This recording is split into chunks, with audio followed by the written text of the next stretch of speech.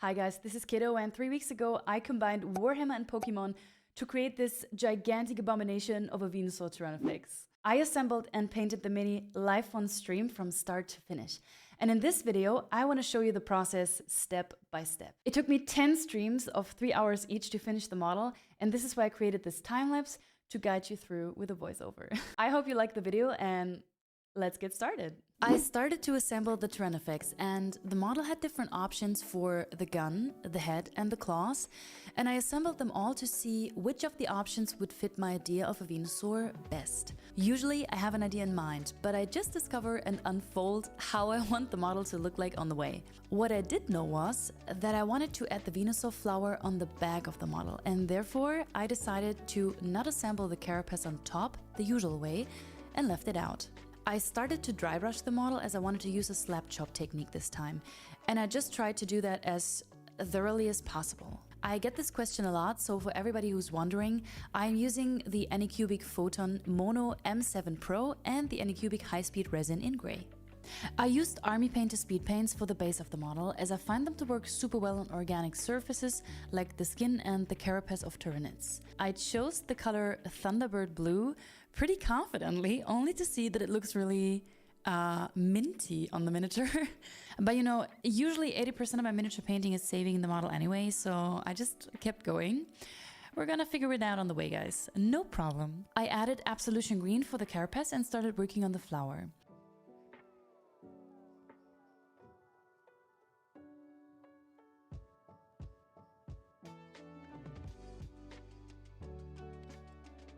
Here I used Princess Pink, and while it dried, I applied several washes on the Tyrannofix skin to tint it a little bit more, going towards a bluish tone that fits the original Venusaur a little bit more. You can see a little bit of pooling here, but we're gonna get rid of this soon.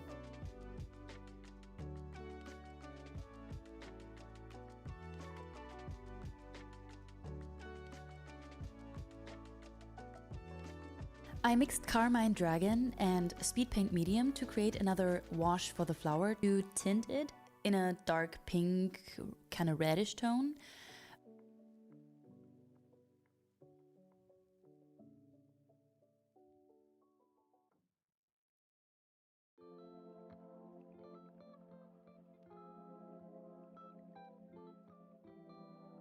While it dried, I cleaned up the hoofs of the Tyrannofix with a pellet witch flesh. I hope this is pronounced like that. I have no idea how that is pronounced, but I hope it's correct. After fully dried, I was trying out a new technique, and I've never done this before, so it was really exciting for me. I added a glaze for the tips of the flower petals to create a transition of the colors from dark to light, which was really fun and cool to try. So I went over the edges again and again to fade out the color as much as possible. It was nice seeing it come together, slowly but steady. And another question I get pretty often is, why am I painting with gloves? So usually I paint with gloves just because of the sheer reason that I get some allergic reactions from something. I have no idea what it is. I am super new to miniature painting, so I am basically in my 4th month of miniature painting, which means I haven't really found out what causes the allergic reaction. Maybe it's the glue, maybe it's the plastic, maybe it's the paint. I'm not really sure at the moment, but hopefully I'm gonna find out soon. And usually I'm painting with gloves. Sometimes I don't, which is not a good idea, but you know, sometimes I need to show off my nails. I continued by adding a lighter pink to the spots on the flower petals, and I just took my time to get all the details as clean as possible.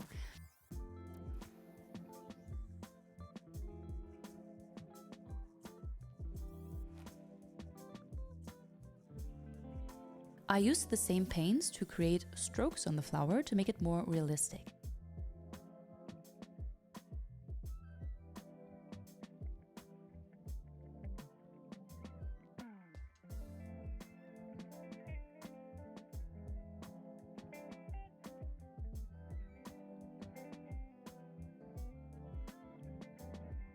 And then I added the flower to the Tyrannofix model for the first time, and you can see it made me very happy.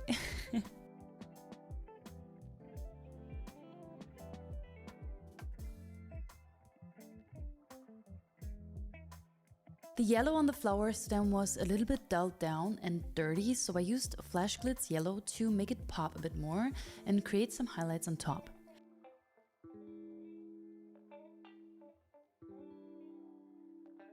I also added more highlights on the petal spots in white to create more dimension or the illusion of light, so everywhere where the light would touch the surface more than in other areas.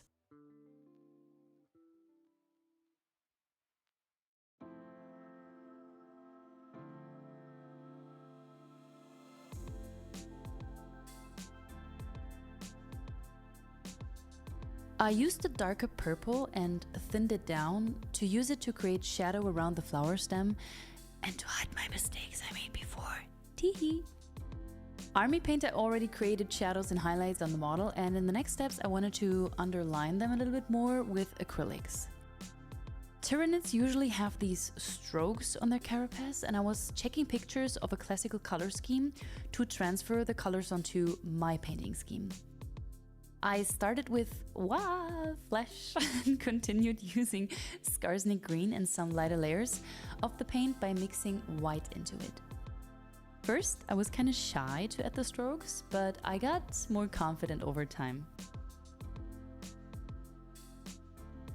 I started at the edge of the carapace to make the strokes fade out, getting closer to its roots.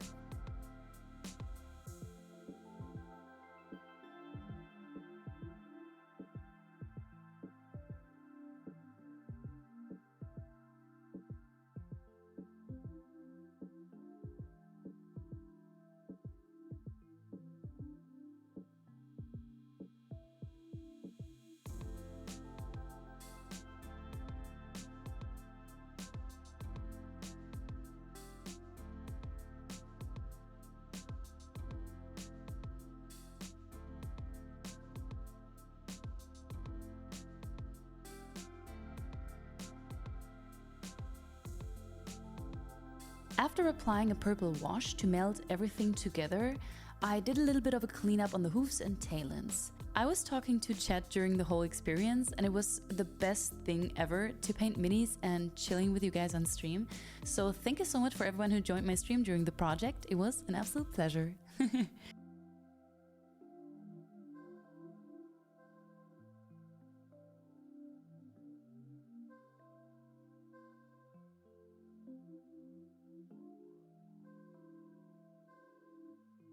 I decided to use Screamer Pink for more strokes on the carapace to break up the green theme a little bit more and merge it together with the color of the flower.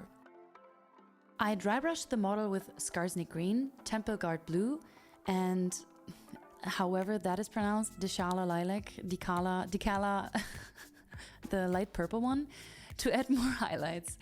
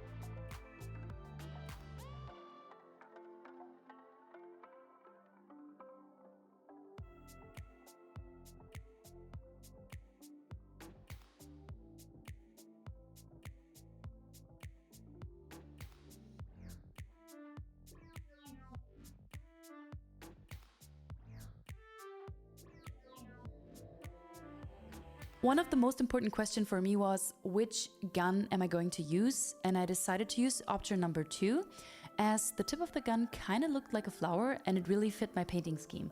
So I painted the gun in the same way than the flower and the body of the knit.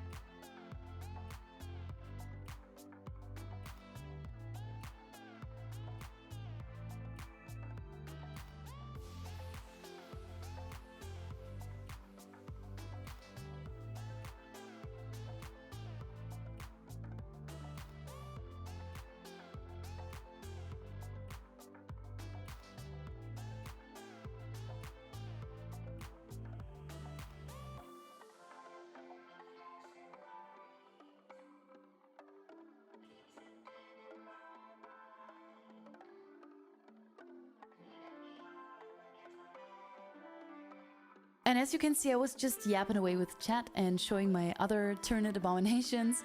The little Mario and Sonic and Zoidberg. Ah, I love them.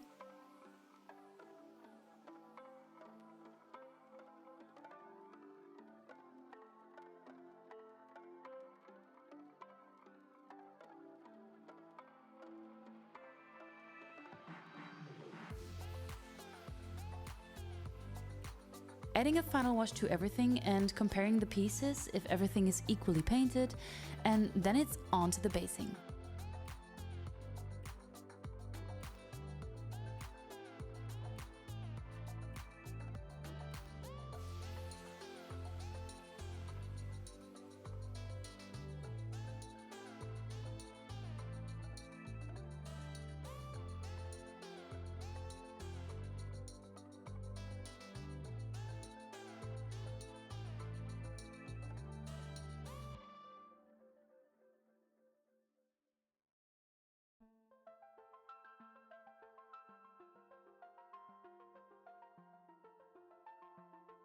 I checked how I wanted to place the model on the base to see where I will put on the add-ons, and I 3D printed a little Ash Ketchum who's gonna be pretty much unalived by the Venusaur, and placed him below the model on the base. Poor Ash!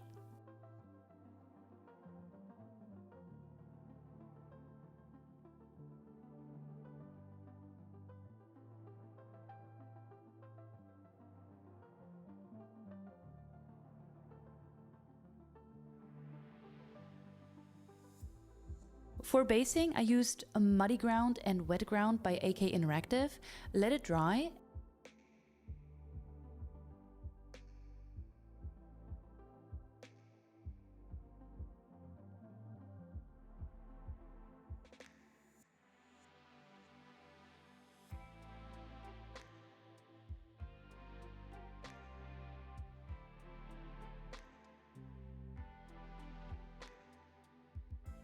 and I added several paints by Army Painter.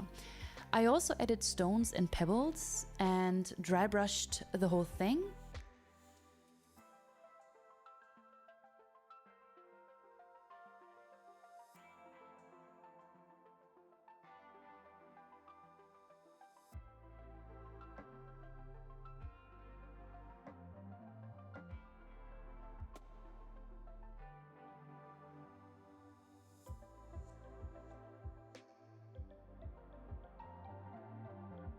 And last but not least, some blood spots for poor Ash.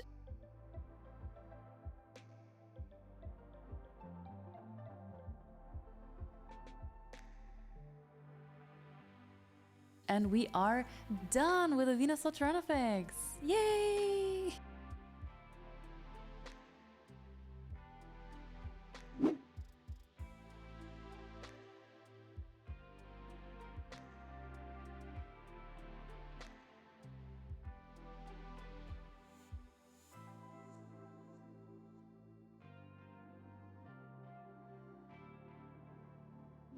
Thank you so much for watching, guys, and as usual, if you liked the video, consider subscribing to the channel. I would really appreciate it, and maybe we see each other on my next live stream.